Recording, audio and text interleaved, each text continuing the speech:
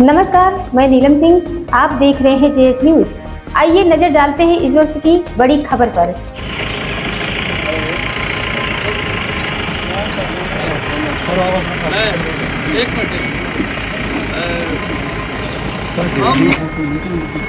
हम आज सभी साथी भानु प्रताप एडवोकेट जी का जहां आने पर इनका तहे दिल से अभिनंदन करते हैं। संयुक्त किसान मोर्चा, डॉक्टर अम्बेडकर मिशन, सीपीआई, ये जथेबंदियाँ, भीम आर्मी, भारतीय किसान यूनियन, सभी लोग हम जो भानु प्रताप जी मिशन लेकर चले हैं कि ईवीएम हटाओ, देश बचाओ, ईवीएम हटाओ, लोकतंत्र बचाओ। ईवीएम एक ऐसा दीमक है जो लोकतंत्र के पेड़ को लग गया है, वो इसको रहने नहीं देगा। इसीलिए हम उनके विचार सुनने के लिए कि वो क्या इस देश में ईवीएम के प्रति, लोकतंत्र के प्रति, देश के संविधान के प्रति अपने विचार रखेंगे। मैं उनको बेनती करूंगा कि वो अपने विचार जो हैं वो आप हमारे जो लोग, किसान, संयुक्त मोर्चा और सभी लोग जो इस देश में संविधान का राज चाहते हैं वो उनको सुनना चाहते हैं। हम बेनती करेंगे कि वो अपने विचार रखें। बहुत बहुत शुक्रिया आप सभी का। वाहेगुरु जी दा खालसा, जय भीम, आदाब, सत श्री अकाल, नमस्कार। आज यहाँ पठानकोट में गुरुद्वारा बर्थ साहिब के समक्ष सामने में हम सब लोग इकट्ठा हैं। संयुक्त किसान मोर्चा के जो साथी हैं, प्रतिनिधि हैं, भीम आर्मी के साथी हैं, जो हमारी भारतीय किसान यूनियन के अन्य संगठन के साथी हैं, अम्बेडकर मिशन के साथी हैं और पठानकोट के मेरे जितने भी मेरे नौजवान साथी, बच्चे, आप सभी का बहुत बहुत धन्यवाद, बहुत बहुत अभिनंदन। मेरे पास शब्द नहीं है कि दिल्ली से इतनी दूर आके और मैं जो जज्बा, जो जोश आपके बीच में देख रहा हूं, इस ईवीएम को हटाने की लड़ाई के लिए मेरा सर वाकई आपके जज्बे के सामने झुकता है, आपको नमन करता है। साथ ही ईवीएम को हटाने की लड़ाई कोई साधारण लड़ाई नहीं है। ये किसी एक जाति या किसी एक धर्म की लड़ाई नहीं। ये इस देश के 140 करोड़ जो नागरिक हैं और लगभग 100 करोड़ जो इस देश के मतदाता हैं, ये उनके हक की लड़ाई है, ये उनके अधिकार की लड़ाई है। और हकीकत में हमारे जितने भी अधिकार संविधान में दिए गए हैं वो तभी सुरक्षित रहेंगे जब हमारा वोट का अधिकार सुरक्षित रहेगा। और मुझे अब तो कहने की जरूरत नहीं है, आप सबकी आंखों के सामने आप सब जानते हैं हमारी इस वोट को किस तरह से लूटा जा रहा है, चुराया जा रहा है। तो ये जो हमारा अधिकार है, मत का अधिकार, मताधिकार, वोट का अधिकार, ये हमारे बाकी जो तमाम अधिकार हैं, ये उनकी जननी है, माँ है उनकी। ये अगर सुरक्षित रहेगा तो हम जिसको चाहेंगे वो सरकार बनाने में समर्थ हो पाएगा। शायद हमें कुछ अच्छी सरकार मिल पाए, अच्छे लोग मिल पाए, अच्छे लोग जीत पाए और वो संविधान के अनुसार काम करें और हमारा संविधान बच पाए और हमारा लोकतंत्र बच पाए, इस देश के लोगों को उनका हक और अधिकार मिल पाए। बड़ा अजीब सा नहीं लगता कि देश में किसी भी तरह के संसाधन की कोई कमी नहीं, हर चीज यहाँ पर है, बावजूद उसके देश में इतनी बड़ी भुखमरी, इतनी भयानक गरीबी है। सरकार कह रही है कि जो पहले 2014 में गरीब थे अब उसके आधे रह गए, वो 11 करोड़ गरीब बता रही है। लेकिन उसी सरकार के आंकड़े हैं कि जो गरीबी रेखा का आंकड़ा है वो बढ़ के 41 करोड़ पहुंच गया। वही सरकार है जो 81 करोड़ लोगों को 5 किलो अनाज दे रही है। तो फिर कैसे गरीब कम हो गए? अगर गरीब कम हो गए तो आप क्यों दे रहे हो ये सारे जो आप 5 किलो अनाज दे रहे हो? स्वाभाविक है सरकार झूठ बोल रही।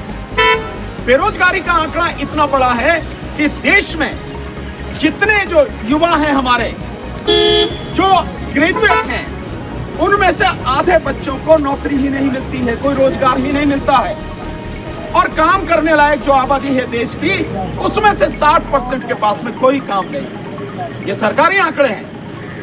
तो अगर देश की स्थिति अच्छी है, विकास हो रहा, तो ये क्यों हो रहा है? और वही सरकार इस विकास के नाम पर घोषणा करके हम सबको झांसे में रखे ईवीएम को बरकरार रखना चाहते हैं। हम बार बार इस बात को कहते हैं कि ये सरकार वो सरकार है जिसने 2014 से पहले ईवीएम का सबसे ज्यादा विरोध किया। इस सरकार के जो सबसे बड़े नेता बीजेपी के लाल कृष्ण आडवाणी जी, उन्होंने इसका ईवीएम का विरोध किया। उनके एक नेता है जीवीएल नरसिम्हा, एमपी हैं, उन्होंने 246 पेज की एक किताब लिखी, डेमोक्रेसी एट रिस्क, यानी पूरी दुनिया भर के उदाहरण दिए कि ईवीएम जहां जहां थी उन्होंने हटा दी गई क्योंकि ईवीएम में गड़बड़ी होती है, तो इसलिए इधर से चुनाव हो। लेकिन वही सरकार आज ईवीएम को बरकरार रखना चाहती है। जब हम आंकड़े देखते हैं, सो मध्य प्रदेश की जब चुनाव के आंकड़े आते हैं अभी 2 महीने पहले, सो पोस्टल बैलेट में कांग्रेस पार्टी 230 में से 199 सीट पे आ गए, 3/4 से भी ज्यादा बहुमत। और जब ईवीएम के आंकड़े निकल के आते, रिजल्ट आता है, तो बिल्कुल उलट हो जाता है। बीजेपी 166 सीटें लेकर जीत जाती है, कांग्रेस 63 पे अटक जाती है। और ये यही नहीं हुआ, उत्तर प्रदेश में 2022 के जो चुनाव हुए विधानसभा के, 403 जो कुल विधानसभा सीटें थी, पोस्टल बैलेट के नतीजे जब आ रहे थे तो समाजवादी पार्टी 304 सीटों पर आ गई थी, 3/4 से ज्यादा। और जब ईवीएम के आंकड़े आए तो समाजवादी पार्टी 121 पर सिमट गई और बीजेपी 225 सीट लेके जो सरकार बना लेती। कैसे हो जाता है? जो कैंडिडेट, अभी 2 उदाहरण बड़े जबरदस्त आए इसी चुनाव में, जो 5 राज्यों के चुनाव है, एक राजस्थान में और एक मध्य प्रदेश में, जो 2 कैंडिडेट हैं, उन कैंडिडेटों के वोट अपने बूथ में 0 निकले। माना उसकी पत्नी नहीं देगी, उसका भाई नहीं देगा, पिता नहीं देगा, मान लेते एक पल को, पर जो आदमी खड़ा हुआ वो तो अपने लिए वोट देगा नहीं देगा, उसके अपने बूथ में अपनी वोट 0 है। कैसे हो रहा है ये सब कुछ? 2019 के जो चुनाव हुए, 373 लोकसभा सीटों पर, ये आंकड़े हैं बाकायदा, 373 लोकसभा सीटों पर 8,000 से लेके 18,000 वोटें कम या ज्यादा थी। अगर ईवीएम सही है तो जितनी वोटें पड़ी उतनी दिखानी चाहिए थी ना, कमी या ज्यादा कैसे आ रही है? और द क्विंट ने जब ये सवाल पूछा एप्लीकेशन लगा के, 4 बार एप्लीकेशन दी, उसको जवाब देने के बजाय वेबसाइट से आंकड़े ही हटा दिए इलेक्शन कमीशन ने। क्यों कर रहा है इलेक्शन कमीशन? और हमने 6 जनवरी को जंतर मंतर पर बाकायदा प्रदर्शन करके दिखाया, डेमोन्स्ट्रेशन करके दिखाया कि किस तरह से ईवीएम में उसमें गड़बड़ी होती है। जानते हैं उसके बाद नतीजा क्या है? ईवीएम को लेकर इलेक्शन कमीशन जगह जगह अब प्रदर्शन कर रहा। ऐसे पहले हुआ था कभी? नहीं हुआ ना। 2 पुराने पहलवान अखाड़े में उतारे हैं ईवीएम को बचाने के लिए, जो मिस्टर कुरैशी हैं, जो पुराने चीफ इलेक्शन कमिश्नर रहे हैं, और एक मिस्टर रावत, इन दोनों को निकाला है कि नहीं ईवीएम में गड़बड़ी नहीं। क्यों हम आपकी बात पे विश्वास करें? हैं कौन आप? इलेक्शन कमीशन इस देश में जनता का नौकर है, is a public servant, nothing else. और उसको संविधान में इसलिए पावर इतनी ज्यादा दी गई है कि वो इंडिपेंडेंटली काम कर सके और लोगों को बता सके जो काम मैं कर रहा हूं, आपका चुनावी प्रक्रिया पूरी तरह से स्वतंत्र, निष्पक्ष और पारदर्शी होगी। वो पारदर्शिता की कोई बात नहीं करता, वो कहता है कि जो मैं कह रहा हूं बात कर लो। कौन है भाई तू? कोई संत महाराज हो तुम्हारी बात पर विश्वास कर ले? हमें क्यों जरूरत है आपकी बात पर विश्वास करने की? आप दिखाओ कि ये रहा सामने, सब देख लो अपनी आंखों से। अनपढ़ से अनपढ़, अशिक्षित से अशिक्षित व्यक्ति इस बात को सुनिश्चित कर सके आंखों से देख के, फिजिकली, कि जो प्रक्रिया है पूरी तरह से साफ सुथरी, इसमें कहीं कोई दिक्कत नहीं। पर जो मशीन इस्तेमाल हो रही है, जिस मशीन में बटन दबाते हैं उसमें वोट जाती नहीं, उसकी गिनती नहीं होती, उसका पता नहीं, और जिसकी गिनती होती है वो सब अंधेरे में। हमें नहीं पता कि हमारी वोट गई भी है, नहीं भी गई है तो कहां गई है, क्या स्थिति है, कुछ नहीं पता। और जिसमें पर्ची दिखाई जाती है वो पर्ची के दर्शन करा दिए जाते हैं 7 सेकंड में। आप सब लोग, सब समझदार लोग हैं, 7 सेकंड में, जबकि आपको पहले से नहीं बताया गया, क्या आप देख पाएंगे कि पर्ची किधर दिखेगी? वो काला सा शीशा होता है, उसमें 7 सेकंड में आदमी सोच नहीं पाता। 80% लोग देख नहीं सकते और वो पर्ची उसी में गिर जाती है, आपके हाथ में भी नहीं मिलती। क्या आपने देख ली तो भैया हाथ में लेके देख लें, हाँ बिल्कुल सही है, और फिर डिब्बे में ये भी कोई व्यवस्था है? सब कुछ अंधेरे में है। अब ये अंधेरे में चलने नहीं है। इस देश में सुप्रीम कोर्ट के जजेस, हाई कोर्ट के जजेस, नीचे डिस्ट्रिक्ट कोर्ट के जजेस, आईएएस ऑफिसर, आईपीएस ऑफिसर, पढ़े लिखे सारे doctors, engineers, except software engineer, सारे प्रोफेसर, सारे डिग्री वाले लोग, पीएचडी किए हुए लोग, कोई नहीं जानता। जब ये पढ़े लिखे नहीं जानते तो अनपढ़ क्या जानेगा? जो अशिक्षित है वो क्या जानेगा कि ये सब तमाशा क्या है? और हम यही बात करें, मुझे आज तक किसी सुप्रीम कोर्ट के जज ने, हाई कोर्ट के जज ने, किसी आईएएस आईपीएस ऑफिसर ने नहीं ये कहा कि मैं जानता हूं कि ईवीएम मशीन की तकनीक क्या और कैसे काम करती है। ओपन सवाल पूछ रहा हूं सबसे। तो 99% से ज्यादा वोटर नहीं जानता कि जिस प्रक्रिया से चुनाव कराया जा रहा है वो कैसे काम करती है, और हम सारे के सारे सालों से अंधे की तरह वोट डालते चले आ रहे हैं, चुनाव होता चला जा रहा है, सरकार लूटती जा रही है। मैं तो इसलिए ओपन चैलेंज दे रहा हूं मोदी जी को कि मोदी जी, आप जो कहते हो आपकी विकास की यात्रा की वजह से बहुत लोग आपको पसंद करते हैं। भाई जब आपको पसंद ही करते हैं तो आप ही को जिताएंगे ना। तो आप एक बार बैलेट पेपर से चुनाव करवाओ, होने दो आप, और आप खुल के सामने आओ, दूध का दूध पानी का पानी हो जाएगा। अगर लोग चाहते तो आप ही को जिताएंगे। और मैं कहता हूं आप सबसे बढ़िया सीट चुनो जिसपे आपको लगता हो कि यहाँ कोई नहीं हरा सकता आपको। मैं आपके विरुद्ध चुनाव लड़ूंगा, उसमें लड़ो ना आप चुनाव, बैलेट पेपर से चुनाव कराओ, फिर बताओ आप जीत गए। लेकिन उन्हें मालूम है कि वो बेईमानी से जीत रहे हैं, इसलिए इस चुनाव के लिए विरोध कर रहे हैं लगातार। इलेक्शन कमीशन को उतार दिया है, दो पुराने इलेक्शन कमिश्नर को उतार दिया है मैदान में। लेकिन मैं आपको विश्वास दिलाता हूं कि जो आज आपने यहाँ ये सारा जो नजारा मैं देख रहा हूं, जो अभी हमारी ट्रैक्टर रैली होने वाली है आज, संयुक्त किसान मोर्चा और सारे हमारे किसान संगठनों की, जिसमें मुझे आज आपने बुलाया है, और यहां मैं देख रहा हूं कि आप खुल के ईवीएम का विरोध कर रहे हैं, इतने सारे संगठन साथी। मैं पक्के विश्वास के साथ कहता हूं इस बार 2024 का जो चुनाव है वो ईवीएम से नहीं होगा।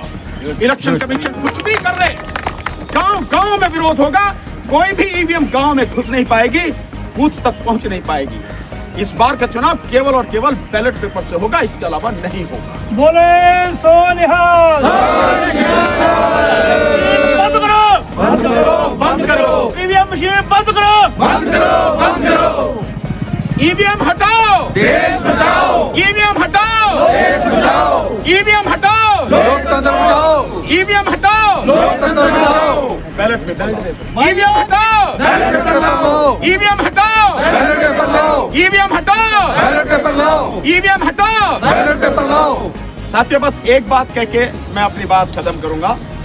कल जो हमारा दिन था, क्योंकि कल 25 जनवरी मतदान दिवस था, मतदाता दिवस, तो हमने ये कहा था कि पूरे देश में जहां भी अलग अलग जिलों में जिला कलेक्टर के माध्यम से राष्ट्रपति को ज्ञापन देंगे। बहुत जगह पर ज्ञापन दिया गया है, और आपको जानकर खुशी होगी कि उस ज्ञापन देने में बहुत बड़ी संख्या में जिले की अदालतों में काम करने वाले जो एडवोकेट हैं वो शामिल हुए। और कल जब मैं आया हूं तो पटियाला में एक बहुत बड़ी मीटिंग हुई। रविंदर सिंह पटियाला साहब जो कीर्ति किसान यूनियन के हैं और संयुक्त किसान मोर्चा में, वो भी उसमें शामिल थे। और आदरणीय बूटा सिंह सादीपुर साहब, जिनकी अपनी भारतीय किसान यूनियन सादीपुर है, वो उसमें शामिल थे मीटिंग में, और कई किसान आगू उसमें शामिल थे। बहुत बढ़िया मीटिंग हुई, वकील और किसान पूरे मिलके साथ में। और उसके बाद में शाम को 6:30 बजे मैं जालंधर पहुंचा, वहाँ बहुत ज़बरदस्त मीटिंग हुई है। उसमें कई संगठनों के लोग थे और बहुत बड़ी संख्या में एडवोकेट थे, और सबने बहुत अच्छी तरह से इस आंदोलन में पूरी तरह से साथ देने का वादा किया। मैं आपसे सिर्फ एक ही बात कहने आया हूँ। मैंने उनसे कहा है कि हमारा प्रस्ताव संयुक्त किसान मोर्चा के सामने रखें और इसमें हमारा साथ दें, क्योंकि ये सबकी लड़ाई है, किसी एक की लड़ाई नहीं। मेरी अपनी व्यक्तिगत लड़ाई हो, मेरा साथ मत देना, पर जो सबकी लड़ाई है, आपकी भी है, आपकी भी है, आपकी भी है, हमारी भी है, सबकी है। इस लड़ाई में सबको साथ देना पड़ेगा, जाति धर्म से अलग हट के देना पड़ेगा। देश बचेगा तो बाकी कुछ बचेगा ना, इसलिए इसमें साथ दें। और संयुक्त किसान मोर्चा की तरफ से प्रस्ताव पास होना चाहिए बिल्कुल साफ कि ईवीएम हटाओ के आंदोलन में हम पूरी तरह से साथ हैं, और पंजाब में इस बार ईवीएम से चुनाव हम नहीं होने देंगे। मुझे विश्वास है कि आपकी तरफ से एक बार अगर ये घोषणा हुई, पूरा देश खड़ा होता चला जाएगा, क्योंकि आप पंजाब जो है इस देश के सबसे अग्रणी राज्यों में है, और आप जो आंदोलन करते हैं, मैं तो 13 महीने आपके साथ में रहा हूं, मैं जानता हूं कि अगर आप नहीं होते तो किसान आंदोलन सफल नहीं होता। आप ही की ताकत है, हरियाणा के उन भाइयों की ताकत है, दोनों ने मिलकर जो काम किया। तो आपसे यही कहूंगा जहां भी हो, जिस तरह से भी हो, संयुक्त किसान मोर्चा में मुझे पता लगी कि 28 तारीख को मीटिंग है, जो 13 तारीख को कूच करने की बात है उसके संबंध में मीटिंग है। सो उनके बीच में प्रस्ताव रख के मैं भी कोशिश करूंगा, अगर मुझे अनुमति मिली तो वहां जाऊं और मैं भी उनसे निवेदन करूं कि ये प्रस्ताव पास करें, बाकायदा प्रेस कॉन्फ्रेंस करके दें, और ताकि ये लड़ाई मजबूत बन सके। मैं दिल से एक बार आप सबका बहुत बहुत शुक्रिया करता हूँ, बहुत बहुत धन्यवाद आपका देता हूँ। आपने समय दिया, सम्मान दिया, और हमारी बात के साथ में आप खड़े हैं, देश के साथ में हकीकत में आप लोग खड़े हैं। वाहेगुरु जी दा खालसा, वाहेगुरु जी डॉक्टर साहब 2 मिनट धन्यवाद कर दो। साथियों, एक नारा लाना है, निकलो बंद मकानों से, जंग लड़ो बेईमानों से, निकलो बाहर मकानों से, जंग लड़ो बेईमानों से।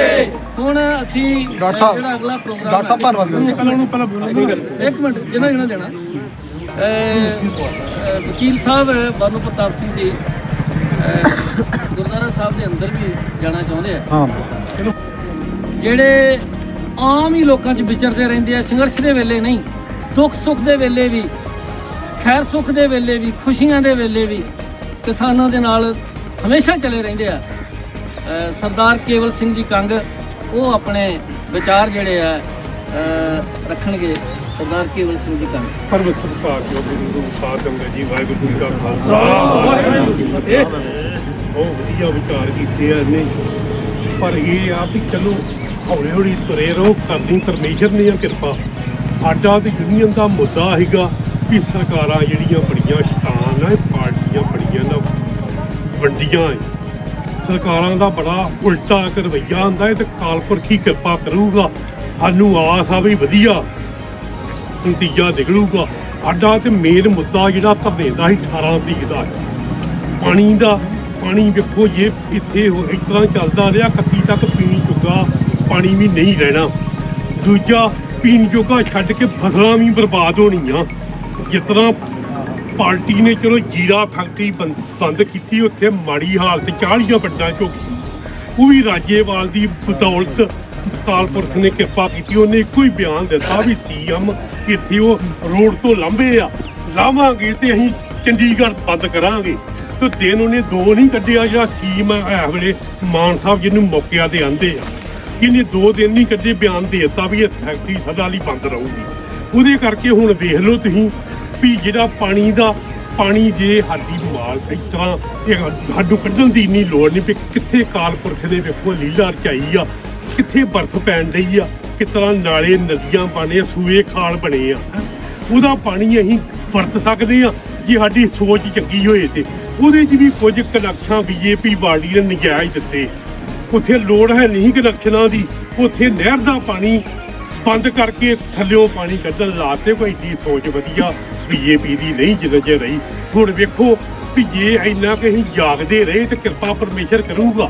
ਕੋਈ ਏਡੀ ਗੱਲ ਵਕੀਲ ਸਾਹਿਬ ਦੀ ਵਧੀਆ, ਜੇ ਕਿਤੇ ਜਾਗਦੇ ਰਹੇ ਅਸੀਂ ਇਸ ਤਰ੍ਹਾਂ ਤੇ ਪਰਮੇਸ਼ਰ ਅੱਗੇ ਹਰ ਬੰਦੇ ਦਾ ਫਰਜ਼ ਬਣਦਾ 2 ਟਾਈਮ ਬੇਨਤੀ ਕਰਨੀ। ਤੇ ਜੇ ਮਨ ਬਣਾ ਕੇ ਤੁਰੇ ਰਵਾਂਗੇ ਨਾ, ਤੇ ਜਿਹੜਾ ਇਹ ਝੂਠ ਆ ਜਿਹੜਾ ਥੋੜਾ ਚਿਰ ਹੀ ਚੱਲਦਾ ਹੁੰਦਾ, ਜ਼ਿਆਦਾ ਚਿਰ ਨਹੀਂ ਚੱਲਦਾ ਹੁੰਦਾ। ਜੇ ਤੁਸੀਂ ਮਨ ਬਣਾ ਕੇ ਚੱਲੋਗੇ ਨਾ ਤੇ ਪਰਮੇਸ਼ਰ ਵੀ ਸਾਥ ਦਿੰਦਾ। ਵੀ ਕੋਈ ਸਾਡੀਆਂ ਮੁੱਦੇ ਹੀ ਸਾਡੇ ਸੱਚਾਈ ਦੇ ਆ। ਕਿਸਾਨ ਮਜ਼ਦੂਰ ਏਕਤਾ ਕਚਾਈ ਲੋਕ ਅਸੀਂ ਆ।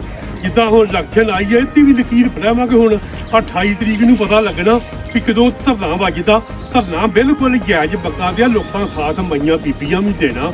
ਕਿਰਪਾ ਪਰਮੇਸ਼ਰ ਨੇ ਕਰਤੀਆਂ, ਮਨੋਂ ਤਨੋਂ ਤੁਰਾਂਗੇ ਤੇ ਪਰਮੇਸ਼ਰ ਵੀ ਸਾਥ ਦਊਗਾ ਸਾਡਾ। ਕੋਈ ਘਬਰਾਉਣ ਦੀ ਲੋੜ ਨਹੀਂ। ਵਾਹਿਗੁਰੂ ਜੀ ਕਾ ਖਾਲਸਾ, ਵਾਹਿਗੁਰੂ ਜੀ ਕੀ ਫਤਿਹ। ਹਾਂ ਡਾਕਟਰ ਸਾਹਿਬ, ਚਲੋ ਬਹੁਤ ਬਹੁਤ ਧੰਨਵਾਦ ਇਹਨਾਂ ਦਾ ਜਿਹੜੇ ਬੰਦੇ ਆਏ। ਹੁਣ ਅਸੀਂ ਬੇਨਤੀ ਕਰਾਂਗੇ 1 ਮਿੰਟ ਲਈ ਡਾਕਟਰ KJ ਸਾਹਿਬ ਨੂੰ, ਜਿਹੜੇ ਧਾਰੀਵਾਲ ਤੋਂ ਆਏ ਨੇ, ਉਹ 1 ਮਿੰਟ ਲਈ ਆਪਣੇ ਗੱਲ। ਸਾਥੀਓ, ਸਾਰਿਆਂ ਨੂੰ ਸਤਿ ਸ਼੍ਰੀ ਅਕਾਲ। ਅੱਜ ਬਹੁਤ ਹੀ ਖੁਸ਼ੀ ਦਾ ਦਿਨ ਹੈ ਕਿ ਅੱਜ ਅਸੀਂ ਜਿਹੜਾ ਸਾਡਾ ਗਣਤੰਤਰ ਦਿਵਸ ਮਨਾ ਰਹੇ ਹਾਂ। ਔਰ ਗਣਤੰਤਰ ਦਿਵਸ ਤੇ ਕਿਸਾਨ ਜਿਹੜੀ ਕਿ ਭਾਰਤ ਦੀ ਸਭ ਤੋਂ ਸਮਰੱਥ ਕਮਿਊਨਿਟੀ ਹੈ ਔਰ ਸਭ ਤੋਂ ਵੱਡੀ ਕਮਿਊਨਿਟੀ ਹੈ, ਉਹਨਾਂ ਨੇ ਅੱਜ ਆਪਣਾ ਜਿਹੜਾ ਪ੍ਰਦਰਸ਼ਨ ਕਰਨ ਲਈ ਜਿਹੜਾ ਹੈਗਾ ਉਹ ਟਰੈਕਟਰ ਮਾਰਚ ਕੱਢਿਆ। ਔਰ ਉਸ ਟਰੈਕਟਰ ਮਾਰਚ ਨੂੰ ਝੰਡੀ ਦਿਖਾਉਣ ਵਾਸਤੇ ਸਾਡੇ ਬਹੁਤ ਹੀ ਸਤਿਕਾਰਯੋਗ ਵਕੀਲ ਸਾਹਿਬ ਬਾਨੂ ਪ੍ਰਤਾਪ ਸਿੰਘ ਜੀ, ਜਿਹੜੇ ਕਿ ਇਸ ਸਮੇਂ ਭਾਰਤ ਦੇ ਲੋਕਤੰਤਰ ਨੂੰ ਬਚਾਉਣ ਲਈ ਬਹੁਤ ਵੱਡਾ ਕੰਮ ਉਹਨਾਂ ਨੇ ਆਰੰਭਿਆ ਹੈਗਾ। ਤੁਸੀਂ ਸਾਰੇ ਜਾਣਦੇ ਹੋ ਕਿ ਇਹ ਜਿਹੜੀ ਈਵੀਐਮ ਮਸ਼ੀਨ ਜਿਹੜੀ ਹੈਗੀ ਇਹ ਬਿਲਕੁਲ ਇੱਕ ਧੋਖਾ ਹੈਗਾ। ਈਵੀਐਮ ਮਸ਼ੀਨ ਜਿਨ੍ਹਾਂ ਦੇਸ਼ਾਂ ਦੇ ਵਿੱਚ ਬਣੀ ਹੈ, ਜਾਪਾਨ, ਅਮਰੀਕਾ, ਫਰਾਂਸ, ਉਹਨਾਂ ਨੇ ਦੇਖਿਆ ਵੀ ਇਹ ਗੜਬੜ ਕਰ ਸਕਦੀ ਹੈ, ਇਲੈਕਟ੍ਰੋਨਿਕ ਚੀਜ਼ਾਂ ਗੜਬੜ ਹੋ ਸਕਦੀ ਹੈ, ਸਭ ਕੁਝ ਹੋ ਸਕਦਾ, ਉਹਨਾਂ ਨੇ ਬੰਦ ਕਰਤੀ ਹੈ। ਪਰ ਸਾਡੀ ਭਾਰਤ ਸਰਕਾਰ ਜਿਹੜਾ ਸਾਡਾ ਇਲੈਕਸ਼ਨ ਕਮਿਸ਼ਨ ਹੈ, ਇੰਨੇ ਵਿਰੋਧ ਦੇ ਬਾਵਜੂਦ ਉਹਨੂੰ ਖਤਮ ਨਹੀਂ ਕਰ ਰਿਹਾ। ਸੋ ਜੇ ਤੁਸੀਂ ਚੰਗੀ ਸਰਕਾਰ ਲੈ ਕੇ ਆਉਣੀ ਹੈ, ਜੇ ਆਪਣੇ ਵੋਟ ਦੇ ਨਾਲ ਸਰਕਾਰ ਲੈ ਕੇ ਆਉਣੀ ਹੈ, ਤੇ ਫਿਰ ਸਾਨੂੰ ਬੈਲਟ ਪੇਪਰ ਤੇ ਆਉਣਾ ਪਏਗਾ, ਫਿਰ ਈਵੀਐਮ ਮਸ਼ੀਨਾਂ ਜਿਹੜੀਆਂ ਨੇ ਉਹਨਾਂ ਨੂੰ ਬੰਦ ਕਰਾਉਣਾ ਪਏਗਾ। ਸੋ ਅਸੀਂ ਭਾਨੂ ਪ੍ਰਤਾਪ ਸਿੰਘ ਜੀ ਦਾ, ਵਕੀਲ ਸਾਹਿਬ ਦਾ ਇੱਥੇ ਪਹੁੰਚਣ ਤੇ ਬਹੁਤ